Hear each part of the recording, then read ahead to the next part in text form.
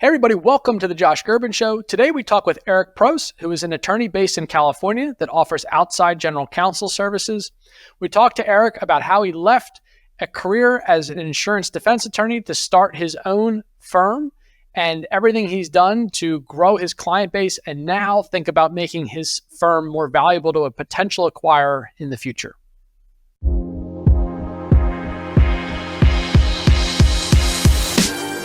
Welcome to the Josh Gerben Show, because law school didn't teach business.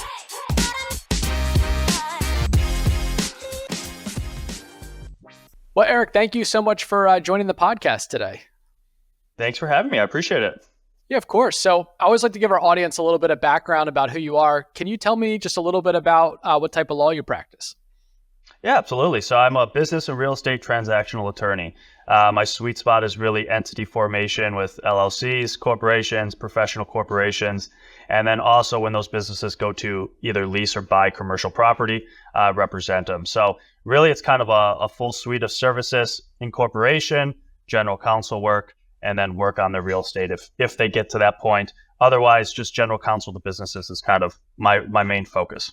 Gotcha. And is that mostly, I know you're based in California, is that mostly California-based entities, or do you work in other jurisdictions as well? As long as they have a tie to California, most of our clients have either headquarters here or a few employees here. That does enable us to work across state lines, but routinely we engage with attorneys in other states on specific issues, especially when it comes to like employment, things like that. But we've formed companies nationwide. Gotcha. That makes sense. So how did you get into doing your own law firm? When did you start that? Yeah, so like most first year associates, I did insurance defense. And I did insurance defense for a few different firms in different areas in Los Angeles. And, the last firm I was at, we did a lot of construction defect cases and realized that a lot of these contractors or architects didn't have their companies formed properly while going through the litigation process. So I kind of just dove into that and figured out like what needs to be done. I shadow a few attorneys and learned how to do the incorporation process while I was still handling the litigation for insurance companies. And then once I kind of got a firm footing on that, I decided I wanted to be a value add for businesses. I understand most of the owners I was working with did not want to correspond with us much because we were just sucking time and money from them for litigation. So I wanted to add value by properly forming their businesses and advising them down the line. So it went from insurance defense to transactional. Probably it was like a couple years span, 2 or 3 years of doing insurance defense. I gotcha. And then did you jump out cold on your own? Did you have any clients or? So I had a few clients come with me that were at the last firm. So I had a few. Which was nice, but also I didn't realize how scary it would be to jump in and then have to handle everything. Right. So those clients that came with you, were you more like the outside GC to them, or was it? Correct. Yeah. I got you. Yeah. Outside GC. So I was working on all their contracts, negotiations, and then just general like legal operations. And then, kind of an extra ear for them to present business ideas on. And then that's the way I look at general counsel. It's an interplay between legal and business. I mean, we have to understand how the legal decision is going to affect the business, or how it either gets us to the end business goal, or maybe it moves us farther away. But we have to be able to evaluate that. And I think that's where a lot of general counsel, outside general counsel, maybe miss the mark, just because they're focused solely on the legal. This is what everything can go wrong. There's no way you should do this deal, when most business owners are pretty risk adverse, and they're ready to jump at it as long as the risk can be maintained or contained. Right. No, I think that's a really interesting point. Even in my practice, just doing trademark law, we're constantly assessing risk of new brands for people. And the answer is typically, how do we get to a place where we're comfortable to do this? Rather than, no, you have to go back to the drawing board and change everything you wanted to do. Because we're always going to find risks, right? That's our job as lawyers. We have to always tell people where the potential booby traps are. But the idea is also you can guide them around them as best you possibly can, like you say. And Yeah, I mean, so it sounds like, you were only a couple of years out of law school and trying to guide clients through these kinds of decisions. That's a lot for a young attorney, I would say, too, right? I mean, do you have like a business background or? Not a real business background, no. I just loved it and studied it a lot. I talked to a lot of business owners. There's a lot of business owners in Los Angeles that I made friends with. So either they were doing some kind of tech company, I wasn't advising them, but I was like kind of hearing everything they were going through.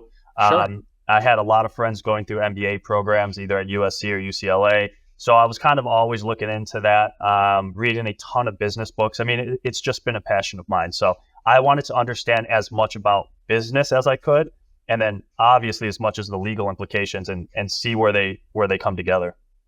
That is really interesting. I have not heard a lot of lawyers tell me that they become passionate about business, right? I mean, that is not something you hear a lot from lawyers, but I think it's a really overlooked item. And I always thought, the secret sauce of how we've developed clients over the years has always been the advice. It comes down to the advice you're giving to people and the referrals that generates. It'll be like, oh, I had a great conversation with Josh or somebody else at our firm about, just the business side of this equation, and being able to have those conversations is a lot different than the normal conversations they have with lawyers. And I'd love to highlight that if the lawyers out there listening, don't feel like they have a good grasp on business issues or have never really looked into it, doing exactly what you said, reading business books. I mean, that's 101, but it seems there's a lot of good stuff out there. And then, you're fortunate, obviously. It sounds like your peer group has been really helpful too, and just sort of getting exposure to it. So that's another way to think about it. Yeah, I mean, look, I did what a lot of people do. I was going to a lot of networking events, still do to this day. Yeah. But a few of those, I met some really smart business people. I mean, they might have just started, but they had just the pedigree. Parents owned businesses, grandparents owned business. They went through the whole process. Interesting. But really what was like the key is like you mentioned, is the business books, the business biographies. I mean, just pick someone that you're interested in, read their bio. They're going to go into depth about the business side of things. And it's interesting to hear them. Now their sticking points may be on a grander scale, obviously, sure, but the principles behind it and how they overcame it can be transferable to anything, really. And once you have that, and you already have the legal education and knowledge, it's a dangerous weapon. No, for sure. I love that advice, and I think that's it's spot on. I mean, you couldn't be any more spot on. So you had a couple clients follow you out of the insurance defense firm that needed some general GC work. How did the firm grow from there? Did you do any kind of marketing or advertising, or was it mostly these networking events, or what did you do to start to try to grow things? Yeah, so honestly, it was bootstrapped. It was just me. I just, right before this call, had my first call to do some paid advertising. So I'm just starting that. It is all word of mouth, and I've had SEO for the last few years that has really cranked it up. But most everything comes from referral.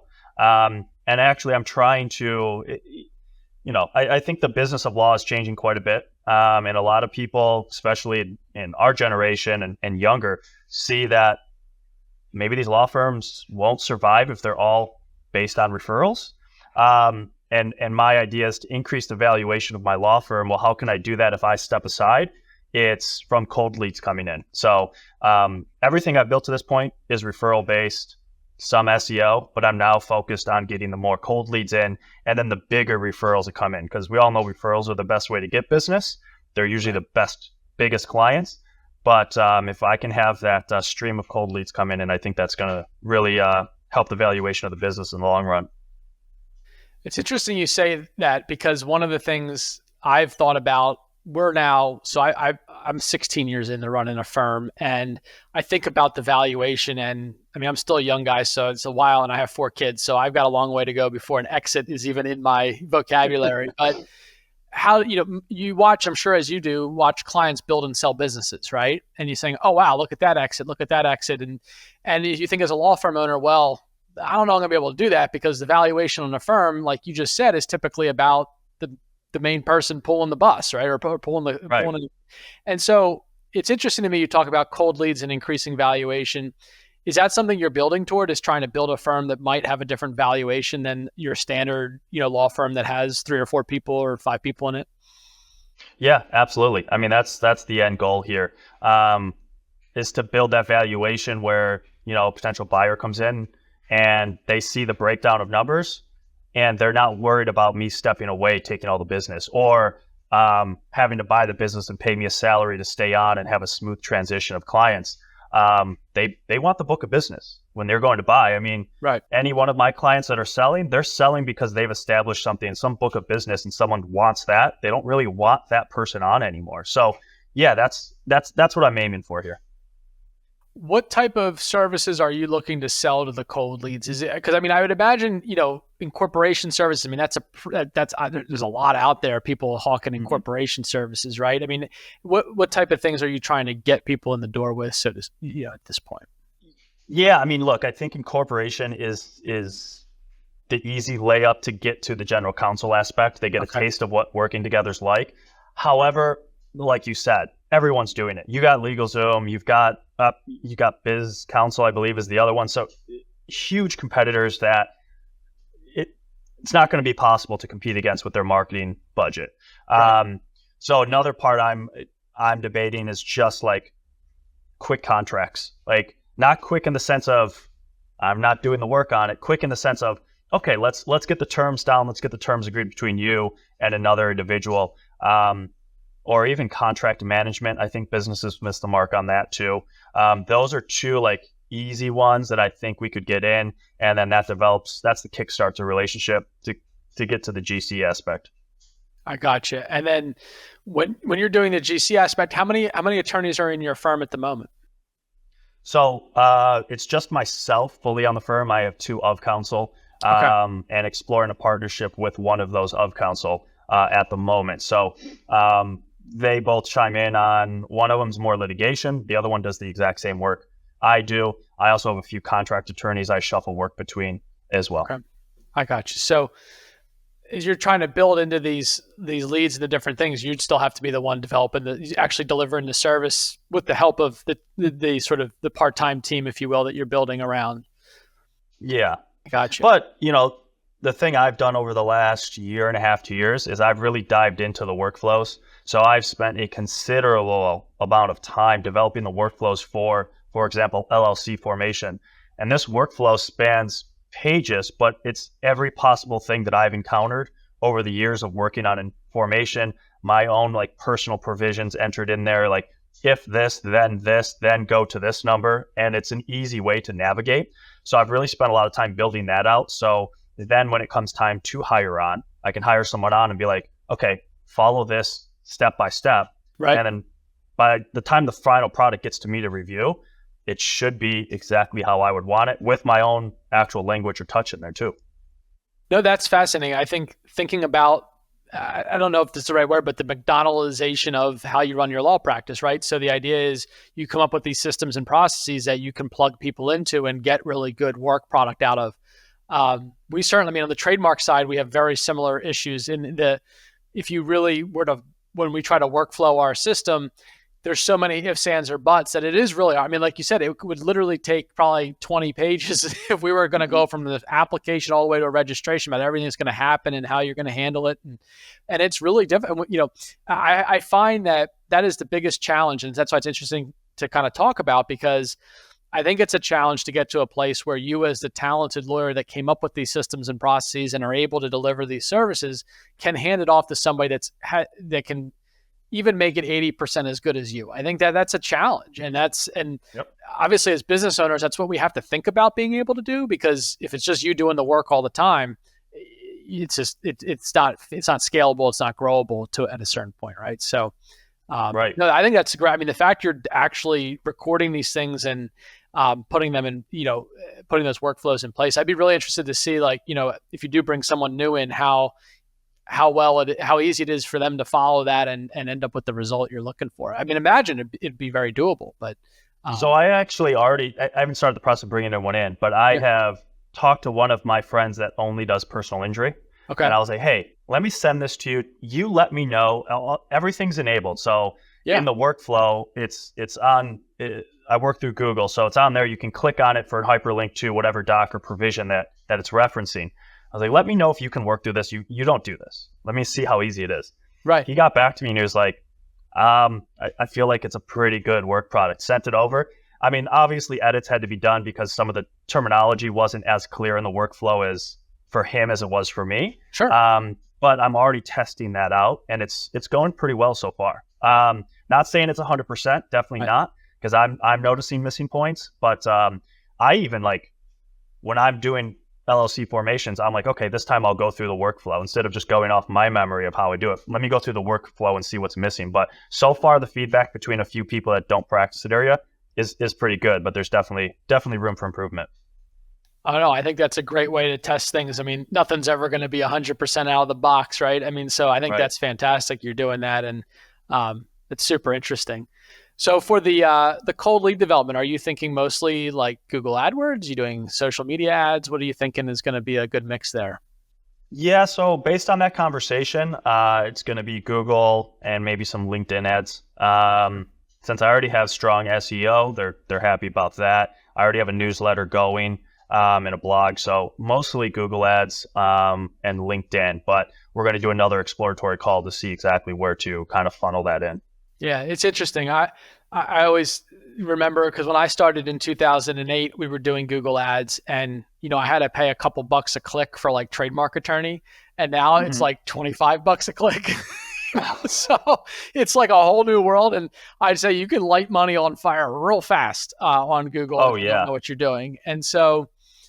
Talked to like a wills, trust, and estate lawyer a couple weeks ago where we did a podcast, and he is like an engineer. And well, he's not the lawyer. His wife's the lawyer. He's an engineer and came to help her with the AdWords campaign. And I was listening to him, and I knew what he was talking about, but I also knew how complicated it was what he had set up to make it work. And he, and he was explaining to me how he's making money on it, but it is a different world from when I really had to rely on it. Yeah, when I was using it to get the firm off the ground.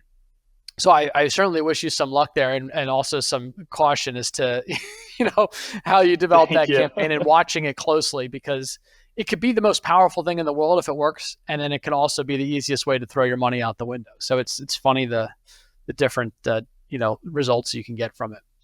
Yeah, I have very limited. I think I've run 1 or 2 campaigns, and the company that did it cast such a wide net that a lot of my time was wasted on clients that I just don't touch the work. Not that I don't even know if their cases were viable, because it's something I don't do. Civil rights litigation, patent litigation. I mean, things I just don't even handle. Yeah. So I'm afraid of that. But the companies I'm talking to have already approached being very specific in it. So, but I have heard the price for, especially in different localities, is just through the roof right now. Yeah, especially you're out in Los Angeles. It's you're in the high rent district, to say the least. It's competitive, that's for sure. Hey everyone, I hope you're enjoying today's episode of the Josh Gerben Show. This show is brought to you by none other than Gerben IP. Gerben IP is a trademark, copyright, and patent firm based out of Washington, D.C. We've been in business for more than 16 years and work with clients from all over the United States and the world. If you are a U.S.-based attorney, please know that we do accept referrals from attorneys and pay a 20% referral fee for the lifetime of a client that you refer to us. We work really well with firms that don't do IP work, but need to plug in someone that does for their clients, especially someone that's not going to do the other work that you're already doing. So if you need somebody to refer your IP work to, please feel free to reach out to me. My email address is jgerben@gerbenlawfirm.com. Drop me a note. I'll be happy to schedule an appointment with you, talk about our referral program, talk about what we can do for your clients. Thanks again so much for listening. Now back to the show. Well, hopefully we'll check back with you in a couple months on that, because I'm very interested. It's actually, I have the difference. It's the flip side, which is that we spent so much time on paid ads and SEO for the first 10 years or so that I found it was that when someone's going online looking for a lawyer, like you said, I mean, we've certainly developed great relationships from it. I mean, I have some of my bigger clients that have come in from that, but I also, in recent years, have found that it's almost gotten so noisy that people want referrals to lawyers and professionals more now, because they don't know what they're looking at online. They don't know whether they can trust it, or there's 10 people who look like the same service and different price points, and they can't tell the difference of what they're getting or what they're buying, especially from a legal services standpoint. So we're trending more to trying to focus our business on referrals. But to your point, it has the issue of it really relies on the people that are there and the people you know, and valuation wise, that's more challenging. So you're making me rethink that on the fly here. No, I mean, like I know referrals are the best way to go about it. They, especially lawyer referrals, lawyers giving cases to other lawyers, you can't beat it. It's done for you. If as long as you actually have a face and a voice, you're probably getting that client when it comes from a lawyer referral. And those cases are usually the biggest. It's just, especially in Los Angeles and in Southern California in general, there's so many people that live here that don't have connections to other service providers and that are looking like, hey, I'm thinking about starting this business. I'm not sure what to do about it. Okay, do you have an accountant? No, I don't have that. Okay, do you have a wealth advisor regarding this? No. Tax advisor? No. Okay, so they're kind of starting from scratch, and it's just a lot of people in Southern California that don't have those connections. So if I can capitalize on 1% of that, it's going to be a very good business. Yeah, that's significant for sure. That is significant. So you're looking to grow through doing some advertising. I know you mentioned that you're talking about perhaps a partnership with one of your of counsel. How do you view growing and maybe even sort of dabbling your toe into growing your staff as far as hiring anybody full-time or bringing somebody on as a partner? What has been sort of the biggest challenge for you there? The biggest challenge, I had a long time co-counsel I was working with that we discussed partnership for a while. My issue was the business development side of things. I was bringing it in, and the work was being done fantastic, but I need to have a little breathing room if I want to go on vacation, or if I'm sick, what happens, or if I'm swamped with work. I still make a time to network and everything like that. So regarding on the partnership side of things, it's really are we in the same philosophy? Do we have the same vision of what we want to do? I've built out a very comprehensive vision for my firm, 5-year goal plan, everything like that. And the individual I'm discussing this with is on the same page. He's done the same thing. We have the same philosophy behind what we want. And what we want is we really enjoy the relationship building. We really enjoy working with the clients. Getting into the weeds on an indemnity provision, we don't want to do that long term. We want to be able to sit back and explain it to them. So on that front, that's what I'm looking for. On the associate side of things, I'm really looking for somebody that kind of has the same mentality that I did when I was younger. I want to learn as much as possible, and I want to continue to learn, and I don't want to limit it to this one area of law. I'm not practicing, say, family law or litigation much, but I can understand the interplay between what I do and those areas of law. And I would like an associate that kind of has that same growth mindset. Let's figure it out. Let's figure out what to look for in those areas and how we can kind of cross refer or even help for those areas. Not do the work, but how can we help on the business side of things? So an associate or even just any team member that has that kind of growth mindset and desire to continuously learn, that would be key.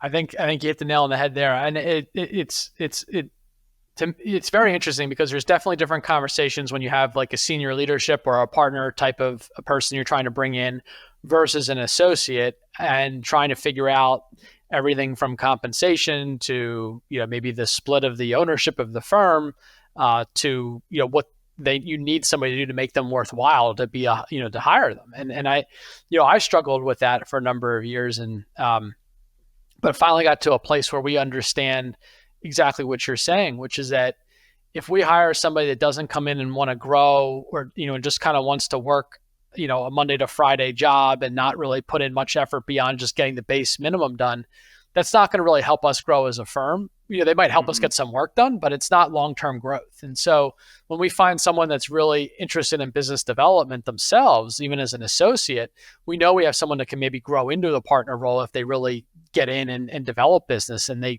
develop a book for themselves. And I encourage people that start with our firm to do that for that reason. Because I'm hey, it's good for you because you can now negotiate with me. When time comes for salary negotiations, better because you're hey, I brought in X amount. That's a show me number, right? Whereas if you're not bringing any business, you're just doing the work that I'm bringing in. That's a different, conversation now. And because there's a much different number attached to how that works within the firm. So I think finding those people is great. It's also easier said than done, I will say, in my experience, right? Absolutely. Absolutely. Yeah. Absolutely. And, the firms I worked at, they're like, you got to get out and get business. But there was really no teaching. I mean, the legal industry is notorious for not really teaching first years like how to practice law other than get it done. And then here's your red lines of all the corrections you have to make. And then like, oh, go get business. Well, how? Just go talk to people. It's like, well, that's such a broad, it's such a very broad thing to say.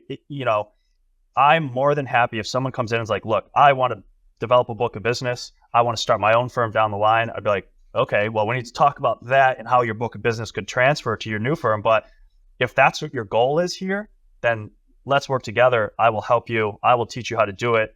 And we'll work together to develop your book of business. And then who knows, they develop a book of business. I cut them in on the equity of the company. I mean, really, it's open. I really want to foster a learning community at my firm when we grow and actually bring on employees. No, I think that's great. I mean, if you had to start somewhere with somebody and teach them how to bring in a book of business, what do you think would be the first couple of things you would start with? To be honest, I would make them read the book, The Go Giver. And it is all about giving, and then it will come back in tenfold. And it really takes you through and illustrates it. So that's what I would do. Like, create value. Where can you provide value to somebody? Because there's a lot of hunters out there. There's a lot of takers. And you're going to have to sift through them, obviously. But if you can provide value to people continuously, whether that is a referral for a paid client or something like some kind of insight into something they're working on, that value that you're providing is going to come back tenfold to you. So it would start with the go giver and then discuss it from there. And I'm always curious, when you're talking about sort of networking and, okay, I think that's a great tip. I mean, certainly if you can, when we refer work out to people, we're much more likely to get work back from that law firm or that lawyer. There's no two ways about it.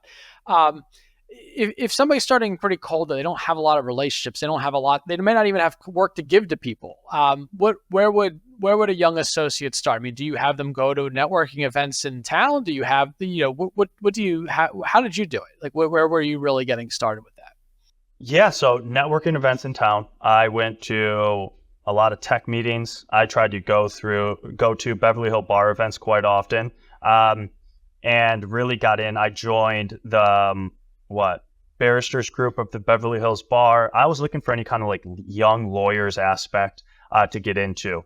But providing value, I didn't have anyone to refer them. They knew that. I mean, your first year, I didn't even know how to handle discovery, really. So if I didn't know how to handle written discovery, how do I know how to sell a client? So it kind of went back to, okay, what are they working on? I would ask a ton of questions of what they were doing, really take an interest in it. And then I would look for articles, either legal articles or current event articles, be like, hey, I saw this. This kind of goes with what you were looking at or what we were discussing the other day. Here's my 2 cents on it, and provide value that way.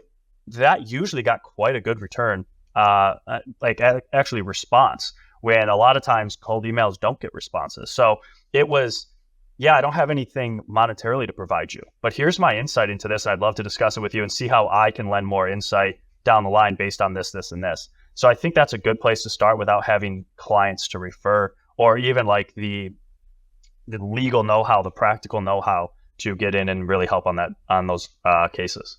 I think that's great advice. I get this question sometimes because I do get referrals and I will remind people, I'll be like, this person I knew for 3 years or 5 years before I ever got a referral from them, but now I get referrals all the time from them, perhaps, and they come from funny places. Like I have my wife, when we were living in DC before we got married, she had her friends, I had mine, and one of her friends ends up marrying a guy that we would hang out with. And I might've known him for a year, just in casual, thing. And now he's doing all these different things and he's constantly referring me people he's running into that need trademark work. Right. And he's like, oh, it's Josh, and he gets on the phone. Hey, Josh, hey buddy, and it's literally every month or so, he's calling me with a referral, and he's not a lawyer. He's just a business guy. And so I always tell people that it can really be surprising, where your referrals come from, because I would have never in a million years guessed that he was ever going to send me a referral. Honestly, like I would have never guessed it. We were just friends, and so, but do you find that like it is really, you have to be engaged for the long term? Like, do you ever have ways where you're like, oh, I know if I start this relationship 6 months from now, I'll probably be getting referrals, or is it more like, do you really feel like it's a years long process? Yeah, I mean, I think I've only met a few people, and then within less than 6 months, I've gotten a referral from them. However, like kind of relating back to GoGiver, I don't look when I meet people, I'm not looking, okay, when can I capitalize on this? At this point, I'm really looking for people that have the same kind of mindset I do. Someone that I would enjoy, like I play a lot of golf, so someone I would enjoy to go play golf with, Sure. and we don't have to talk about work. So that really narrows it down. So I'm spending 4 to 5 hours with somebody, and if we're not talking about work, like we're getting along. So I'm looking like, would this person be a friend outside of work? Obviously, you can't do that with everybody that you're trying to network with, but you can still do it on a mini scale. So like, would I want to be around this person? Does this person's, are they personable? Are they fun to talk to? Or is it just like them running down the cases they're working on all the time and talking about how great they are? It's like, I try to stay away from people like that. So that's kind of the way I approach it. I don't see anything for a short term. I don't see anything where it's like, okay, by next week I'm going to get a referral. It's just every time I've thought that, it's been out the window. So yeah, no, I think the same thing here, and I'm 43. I don't know how old you are, but it took a solid 10 years of being in practice to really have referrals start to come in, and I think it's just that compounding value of the relationships, the people sort of getting into more positions where they can make referrals. It's that long. You just have to be super patient with it, I think, and we live in an instant gratification world. I mean, I can get something delivered from Amazon in 2 hours if I want it, right? So I think that's just it's a difficult way to do business sometimes, but it's amazing what can come in from those relationships, I think. I mean, a perfect example, I think the first week I was admitted to the bar, I went to a Beverly Hills bar event for barristers. So 1 to 3 years practicing, and it was for new members. So very fresh people. I met 2 individuals. They were both working at a bigger law firm, first-year associates. We've just stayed in touch via email. We haven't actually met in person, any of us. They knew each other, but we've always just shot a few emails each year. And now both of them are at partners of even bigger national firms. And now I'm getting referrals from them, and it's been 10 years. Amazing. And it's great because, I've seen them grow and they're seeing my firm grow. So it's been fun to have that. And I'm glad to hear you said 10 years is the mark. So I got a couple more years, so I'm looking forward to that then. No, you're doing everything right. I love that story. Thank you for telling it. I won't name names, but I had an associate once tell me that, they went to a bar event and nobody there was a possible referral source. Nobody there was anybody, kind of thing. And I was like, that is, I tried to correct it in the moment. I said, it's not who they are now. It's who they will become in 5 or 6 years or 10 years from now. And you should be cultivating relationships. You should be connecting on LinkedIn, then post, keep them in your network, follow up with them. And it doesn't take a whole lot, but if you know somebody, it is amazing. You really cannot look at it as that transactional thing of like who you are today. Like anybody that's a general counsel, there's a big trademark conference the end of this week, and I was talking to a general counsel for a pretty large bank, and he was saying that, they're not a client of ours, but I know him, and he was saying, well, if you see me there, I'm like he wanted to say hi. He's like, I'm the super tall guy. I'm like 7 foot tall, and you'll be seeing like everybody clamoring around me and me trying to hide my general counsel badge, because everybody's thinks they're going to get his business. And he's like, nobody's getting my business from this thing. It's like, I'm just here to talk. And, but that's what happens is when you get that big title, all of a sudden everybody wants to be your friend, but you're not going to refer people that meet you at that stage most of the time. You're going to refer to people that knew you when. And knew you before you were the general counsel. So, I think that's a great. I thank you for telling that story because it backs up what I try to tell people all the time. Nobody wants to hear. So. I just said it to a potential client the other day. I always break down my philosophy either with referral sources, other attorneys, whoever it is, or clients. And my philosophy is, look, yes, I'm a transactional attorney, but I'm not looking for the transaction here. So I'm looking to build the relationship Let's take the first step and build it down the line. So, and that goes with networking. Like you said, that guy's not going to, oh yeah, oh, nice to meet you, John. Let me refer you all my business at the conference. Like it's just not the way it's going to go. It's going to be people that develop the relationship with them like yourself. I appreciate that. Well, I'm so glad you're taking the time. I don't want to take up too much more of your time today, but I have sort of a final question for you that I think is always helpful. I do get a lot of people listening to the podcast that are thinking about starting their own firms and haven't done so yet. In your journey so far, would you have ever changed any, what would you tell someone thinking about starting their own firm? Is it something that's worth it, or is it, what are the parts that, they might be probably most feared about, being able to get clients and all the work it's going to take to just administratively keep the firm running. But really, what has been the rewards for you in being in practice for yourself? Yeah, I mean, the rewards are really seeing the businesses and the individuals I work with grow and really take the guidance I'm providing and apply it.